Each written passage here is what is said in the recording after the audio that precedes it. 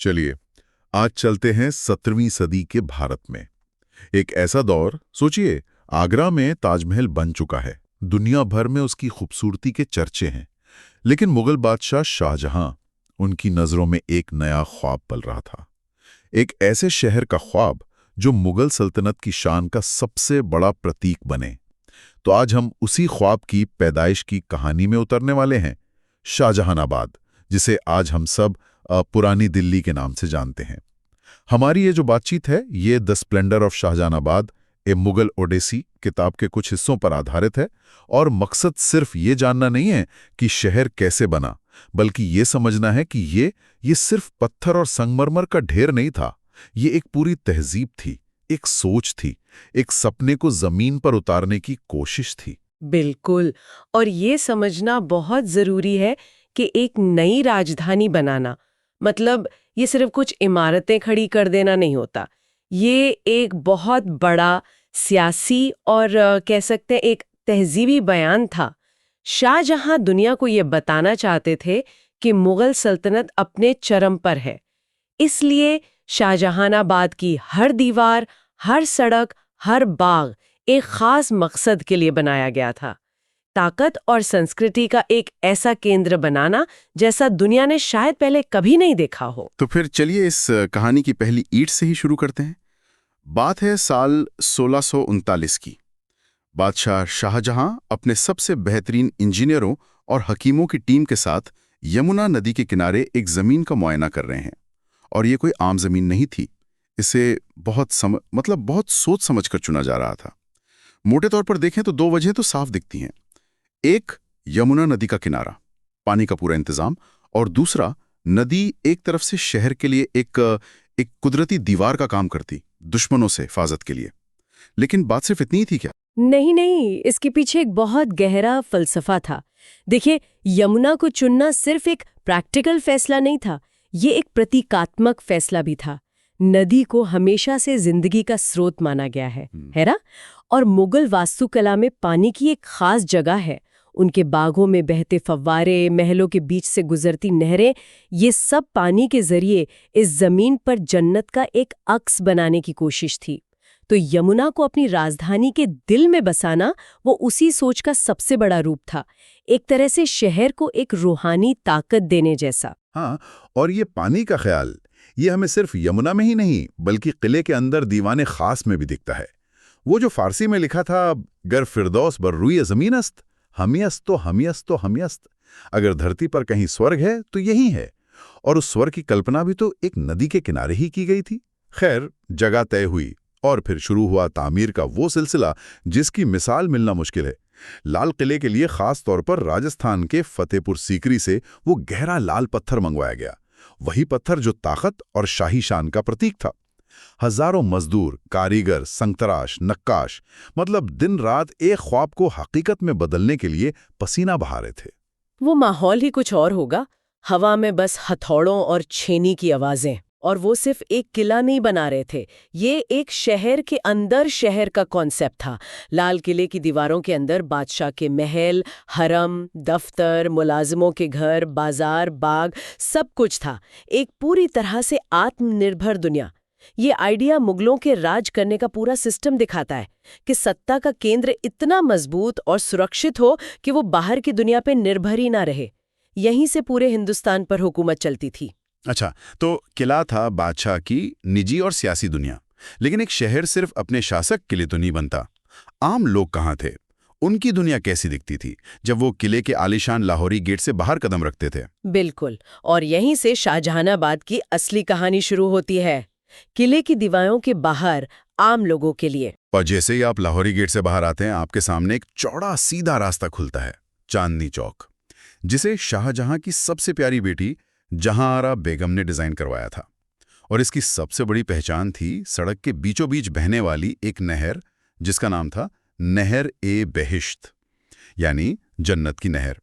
और इसके नाम चांदनी चौक के पीछे की कहानी भी बड़ी दिलचस्प है। कहते हैं कि रात में जब चांद की रोशनी नहर के साफ पानी पर पड़ती थी तो पूरा रास्ता चांदी की तरह झिलमिलाने लगता था। जरा सोचकर देखिए वो नज़ारा आज के शोर और भीड़ से कितना अलग रहा होगा। ये डिजाइन मुगल सोच का एक बेहतरीन नमूना है। ये सिर्फ खूबसूरती के लिए नहीं था। मुगल ये मानते थे कि वास्तुकला का मकसद सिर्फ इमारत बनाना नहीं है, बल्कि एक माहौल बनाना है।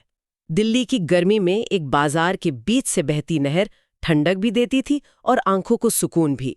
ये सुंदरता और उपयोगिता का वो संगम है जो आज के अर्बन प्लानिंग में हम अक्सर भूल जाते हैं। लेकिन मुझे एक सवाल हमेशा परेशान करता है। एक इतने व्यस्त बाजार के बीच में नहर, ये सुनने में तो बहुत खूबसूरत लगता है, पर क्या ये साफ सुथरी रहती होगी? कहीं एक कूड़ेदान तो नहीं बन जाती होगी? बहुत अच्छा सवाल है। देखिए, उस दौर में रखरखाव और नागरिक जिम्मेदारी का एक अलग सिस्टम था। नहर की सफाई के लिए बाकायदा लोग तैनात होते थे। और दूसरी बात, नहर बेहिश्त का पानी यमुना से आता था और वापस यमुना में ही चला जाता था। मतलब पानी ठहरा हुआ नहीं था, बहता रहता था। और शायद उस दौर के लोगों में अपने माहौल को लेकर आज से ज्यादा सम्मान का भाव था। वो नहर सिर्फ पानी का एक बहाव नहीं थी, वो शहर की इज्जत का हिस्सा थी। वाह। और उस बाजार की रौनक, चीन से रेशम आ रहा है, ईरान और तुर्की से कालीन आ रहे हैं, हिंदुस्तानी मसालों की खुशबू हवा में तैर रही है। पर मुझे जो बात सबसे ज्यादा दिलचस्प लगी वो ये कि चांदनी चौक सिर्फ खरीद फरोख्त की जगह नहीं था।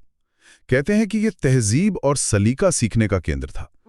अगर किसी को अदब और तमीज सीखनी हो तो उसे चांदनी चौक की गलियों में वक्त गुजारने की सलाह दी जाती थी। हाँ, इससे पता चलता है कि बाजार सिर्फ एक आर्थिक केंद्र नहीं था, बल्कि एक सामाजिक यूनिवर्सिटी जैसा था। ये वो जगह थी जहां साम्राज्य के अलग अलग कोनों से लोग आते थे, जहां भाषाएं मिलती थीं, जहां पहनावे का सलीका तय होता था। ये शहर का धड़कता हुआ दिल था, जहां एक साझा संस्कृति जन्म ले रही थी। और जब शहर का दिल धड़क रहा हो तो पेट में भी कुछ जाना चाहिए। चलिए अब बात करते हैं दिल्ली की उस पहचान की जिसके बिना दिल्ली दिल्ली नहीं है। खाना। मुगलों के दौर में खाना पकाना एक हुनर ही नहीं, एक इबादत माना जाता था। शाही बावर्ची खाने किसी बड़ी फैक्ट्री से कम नहीं थे जहां हजारों लोग काम करते थे। लेकिन इस रिसर्च में मुझे सबसे हैरान करने वाली जो कहानी मिली वो थी निहारी की। आज हम उसे कितने शौक से खाते हैं, पर इसकी शुरुआत शाही दस्तरख्वान से नहीं हुई थी। असल में ये सुबह सुबह उन मजदूरों का नाश्ता था जो किले और शहर को बना रहे थे। उसे रात भर धीमी आंच पर पकाया जाता था ताकि गोश्त एकदम नरम हो जाए और उसका शोरबा ताकत से भर जाए। एक सस्ता और ताकतवर खाना जो उन्हें दिन भर की मेहनत की ऊर्जा देता था। और यहीं पर एक बहुत गहरा सामाजिक नुक्ता छिपा है। जब निहारी का स्वाद और खुशबू इतनी मशहूर हुई कि वो मजदूरों की गलियों से निकलकर अमीरों और फिर बादशाह के दस्तरख्वान तक पहुंच गई, तो ये इस बात का सबूत था कि संस्कृति का बहाव हमेशा ऊपर से नीचे नहीं होता। कभी कभी सबसे बेहतरीन चीजें गलियों से निकलकर महलों तक का सफर तय करती हैं। खाना एक ऐसी चीज है जहां ऊंच नीच का भेद मिट जाता है। अगर स्वाद में दम है तो वो अपना रास्ता खुद बना लेता है। ये उस दौर की एक जिंदा और आत्मविश्वासी संस्कृति की निशानी है। बिल्कुल। और सिर्फ निहारी ही क्यों, पुलाव और बिरयानी की तो अनगिनत किस्में थीं। लेकिन एक और छोटी सी बात है जो उस दौर की जिंदगी के बारे में बहुत कुछ कहती है। नानबाई। हर गली, हर कूचे के मोड़ पर एक नानबाई होता था, यानी रोटी पकाने वाला। लोग अपने घर पर सब्जी या कोरमा बना लेते, लेकिन ताज़ा और गर्मा-गर्म रोटी लेने नानबाई के तंदूर पर ही जाते थे। आज के हिसाब से देखें तो ये एक तरह का टेक अवे कल्चर लगता है, लेकिन ये उससे कहीं ज्यादा था। ये सामुदायिक जीवन का प्रतीक था। इसका मतलब था कि हर घर को आत्मनिर्भर होने की जरूरत नहीं है। आप अपने पड़ोसी, अपने नानबाई पर भरोसा करते हैं। ये एक ऐसा सामाजिक ताना बाना था जहां लोग एक दूसरे की विशेषज्ञता पर निर्भर थे। इसने मोहल्ले को एक परिवार जैसा बना दिया था। तो शहर का जिस्म पत्थरों से बना, उसकी रगों में जायकेदार खाना दौड़ा। लेकिन इस शहर की रूह क्या थी? इसकी आवाज। मुगल दरबार की सरकारी जुबान तो फारसी थी, लेकिन किले के बाहर चांदनी चौक की भीड़ में, बाजारों और गलियों में एक नई, मीठी और लचकदार जुबान जन्म ले रही थी, उर्दू। उर्दू का बनना शाहजहानाबाद के बनने की कहानी का सबसे खूबसूरत हिस्सा है। ये किसी राजा का फरमान नहीं था। ये फारसी, तुर्की, अरबी और यहाँ की स्थानीय खड़ी बोली के मेल जोल से खुद ब खुद पैदा हुई जुबान थी। ये इस बात का जीता जागता सबूत है कि ये शहर सिर्फ ईंट और गारे से नहीं, बल्कि इंसानों के मेल जोल, उनके शब्दों और उनकी साझा भावनाओं से बन रहा था। उर्दू इस शहर की गंगा जमुनी तहजीब की आवाज बन गई। और जहां जुबान हो वहां शायरी न हो, ये तो हो ही नहीं सकता। उस दौर में शायरी सिर्फ कुछ पढ़े लिखे लोगों का शौक नहीं थी, वो लोगों की जिंदगी का हिस्सा थी। मुशायरे होते थे जहां शायर अपना कलाम पेश करते थे, और उससे भी मजेदार होती थी बैतबाजी, यानी कविता की लड़ाई। लोग शेरों के जरिए एक दूसरे को जवाब देते, अपनी खुशी, अपना गम, यहां तक कि अपनी शिकायतें भी शायरी में बयान कर देते थे। ये माहौल दिखाता है कि कला सिर्फ दरबार की जागीर नहीं थी, वो आम लोगों की अभिव्यक्ति का एक जरिया थी।